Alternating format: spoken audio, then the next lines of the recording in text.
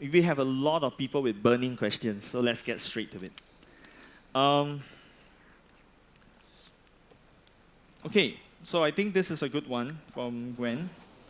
And I think the rest of the team here, you can take time to answer that. What matrix did you use to convince that your marketing efforts are rock solid and not hot end fluff? Anyone?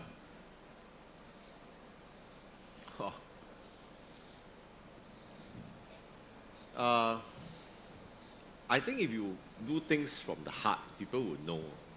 So for us, basically, it's just the skill, the product, and the people, I think. So the product is real. It's not fluff. You can feel it. It's made of either paper, leather. The source, we know. Paper is from Italy. The leather is from Italy. We make them in our factories. Presented it by our people. Customer service, you can't go wrong. Somebody is faking it, you will know. I mean, you can fake, sometime, but you can't fake all the time. So I think, end of the day, my philosophy is very simple. I tell all the staff, I say, I'm not going to sign for too much training. When you deal with people, most importantly is you must understand you are also a customer in some point in time. Yeah? So if you like to be treated this way, then that's the same way you treat people. So for us, that's how we deal with it. Yeah. Okay. Winnie, Rehan, Morris, you want to join in? Yeah, so I guess, there are obvious answers like, how does it impact your sales and what your market standing is and things like that. But I think that might be looking at marketing it from a very narrow point of view, which is as it relates to sales. Actually, marketing starts at the point where you're defining what your product or service offering is going to be. And so, to me, it's a much longer process, to kind of think about, of which the ultimate measurement is, in fact, how the market is going to respond to whatever it is that you have produced. I think a lot of times people think of marketing really as the commercials or the advertisement or the communication aspect of it. And certainly that is a part of it. But really, at the end of the day, if you have a really great product, and it really does start with the design of that specific experience, if you have a really, really great product, you actually don't need that much marketing, right? You don't need that much commercials or advertisement or whatnot, because people will find you, and then they will go tell other people about it. And so, from a hotel company point of view, the best form of marketing really is when your customers tell other people how great you are. And that's really when we've known that we've succeeded, because certainly our customers are not going to be full of hot air, right? They need to be compelled to basically say something really great about you. And so I would say ultimately the metric that we think about internally is probably the Net Promoter Score, NPS, which is the percent of customers who recommend you, and subtracting from that the percent of customers who don't recommend you. And whatever that net score is, hopefully it's above 0, then you kind of have a winner on your hand. Thanks. Ian, you want to say something? Yeah, I guess for me, really, when we have marketing engagements, I really try to get a sense, because we're not a really big company, and for me, I take a more simplistic view, and I really like to get involved to see how customers really react with the engagements that we have. And building on your point, I really try to develop really great products in tea, because I think tea is very stagnant. But there's so many cool and new interesting ideas that happen in tea, and I'm always looking at how to develop that better product. Recently, we are even going into the plantation to see how we can pick a specific type of leaf to create a better English breakfast. So everyone knows English breakfast, but how do we make it even better? And building a great product and staying close to the customer is what I do. Yeah, thanks. Winnie, I think this one is for you. To Bynd Artisan, tell us some of your greatest challenges in building this brand. How does the future look like? Is the concept of great craftsmanship scalable? Well, this is a fan, I think, so. What's the greatest challenge? I think in terms of scaling, that's a question I think a lot of government agencies have asked us before.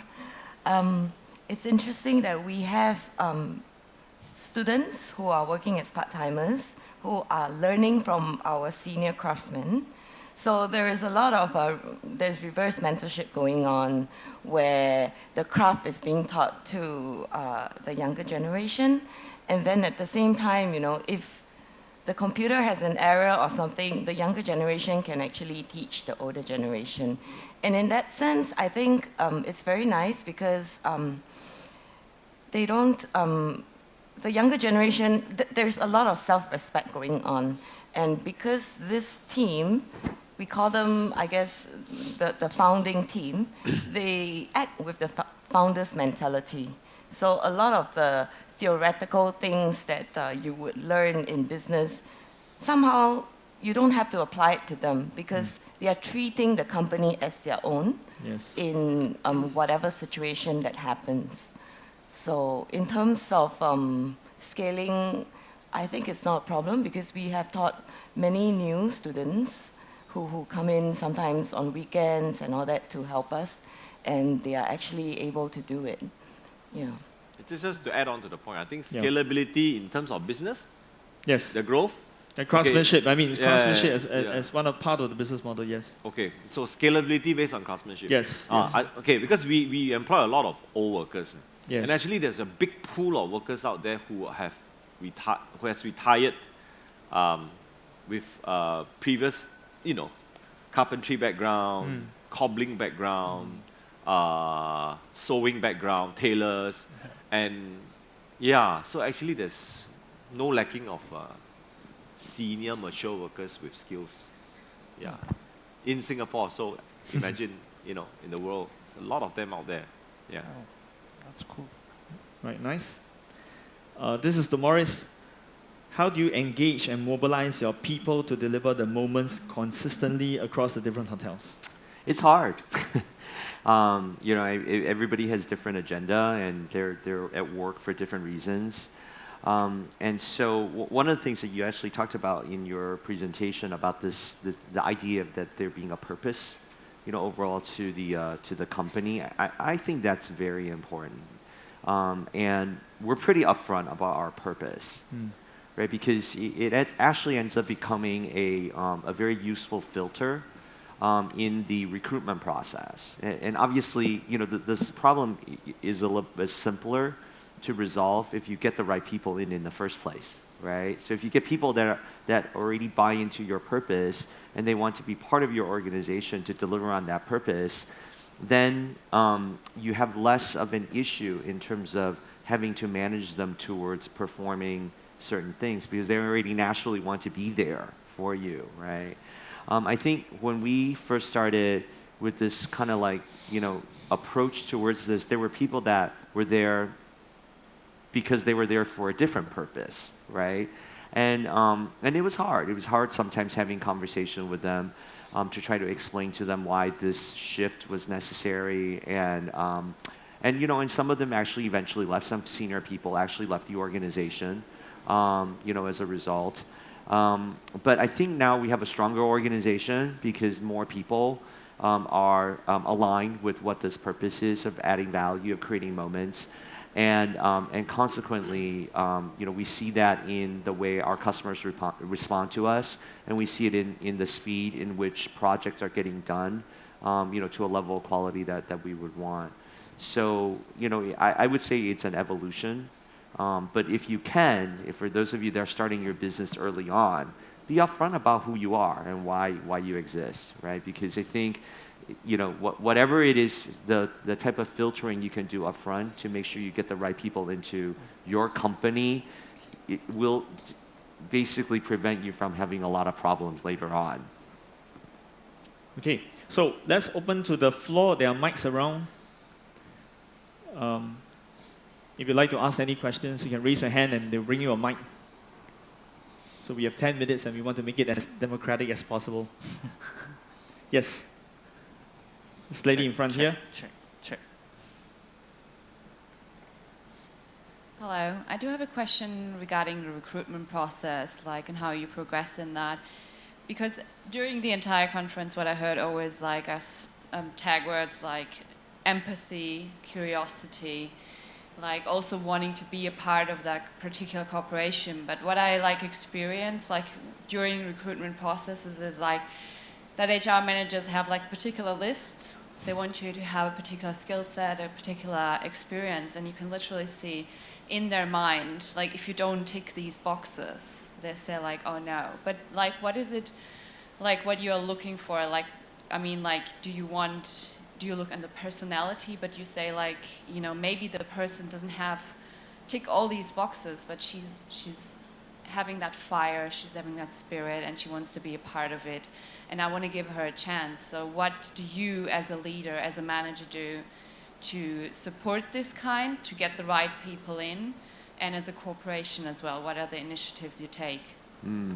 That's a really great question. So it's interesting because, you know, when I was working at Microsoft, we had a very rigorous interview process, right? And so Microsoft is really known for tossing out these brain teasers, and it's like, you know, on the spot, can you answer this? Why is a manhole cover round? And I'm like, I don't know, you know. And so that was one form of interviewing, you know, and in Polo, it was very much based on whether your fashion sense aligned with Ralph's fashion sense or not. And then now at SilverNeed, I would say, you know, there's not a singular answer to this, okay? But I would say that, for one, we're all outsiders of hospitality.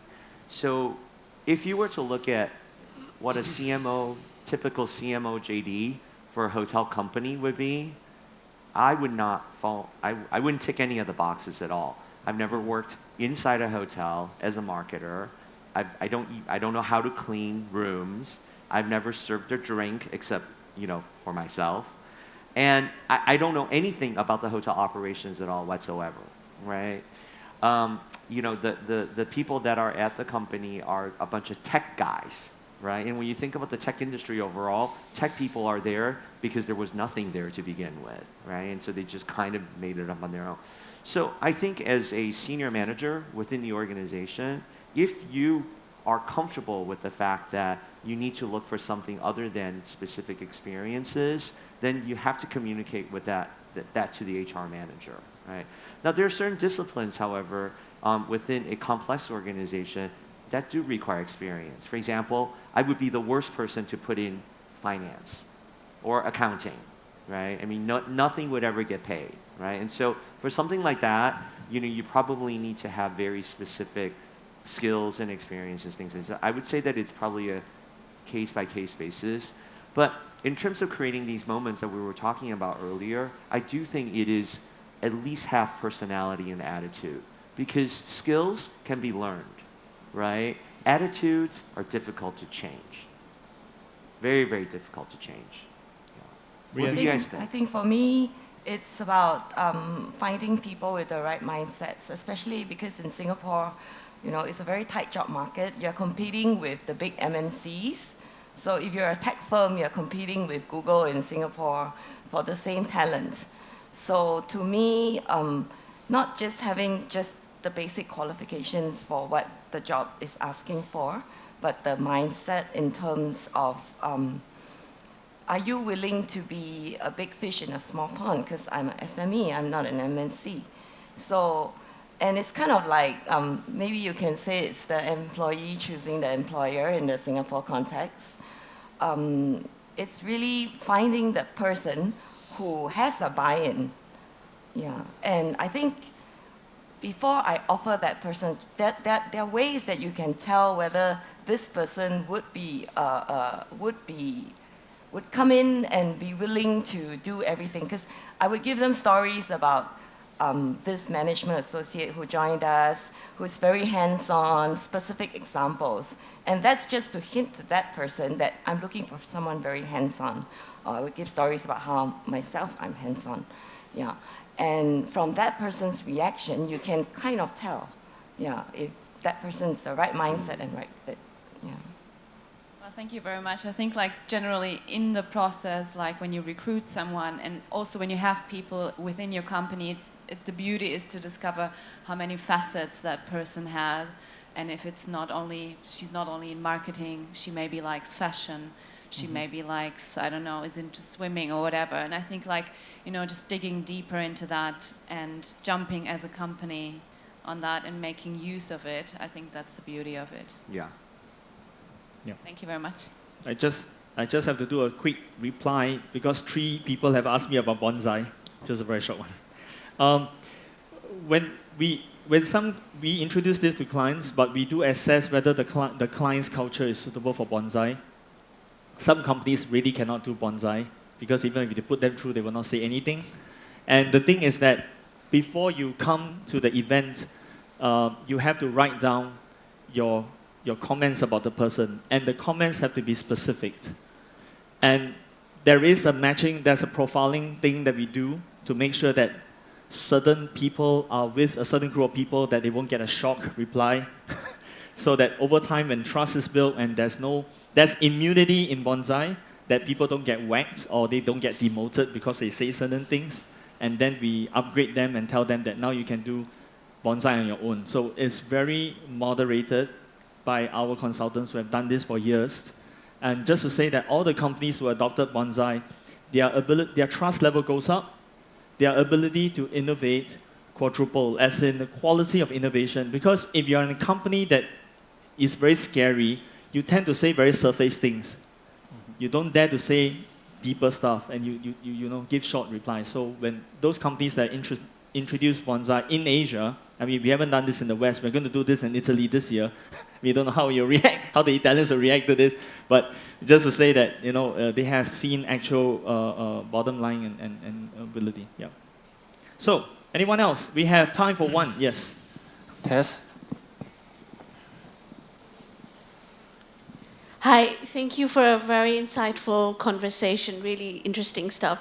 I mean, you all come across, you are purpose-led businesses, and I'm just wondering sometimes, how do you align your company's ethos or your messaging with your business model? Because sometimes it could be, for example, that there are particular kind of materials that you need to source which are going to be much more expensive. And as you mentioned, there's the financial side to it within the business model. And what kind of challenges do you face and how do you try and overcome that? I like you for that question. Amazing. Rehan, you Yeah. got to go. Thanks. We got two and a half minutes. Go, Yeah, shoot. so that's a very interesting one. Now, I think I said during my presentation, one of my goals was to improve the life of the tea plucker.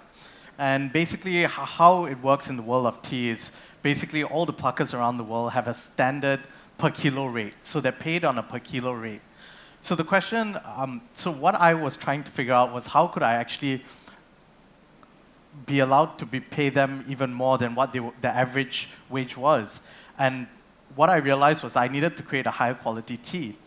So what I did was I did some research in Sri Lanka where I found out how to produce a better cup of tea. And to do that, I needed the pluckers to pluck a higher quality. So on a per kilo, instead of getting, let's just say 10, I could give them 14. But they had to give me that higher quality.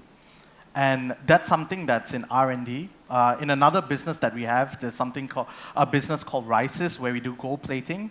My brother is kind of testing how we can use something called green gold, which is actually a more environmentally friendly way of extracting gold, though it costs the company more money. We're making efforts.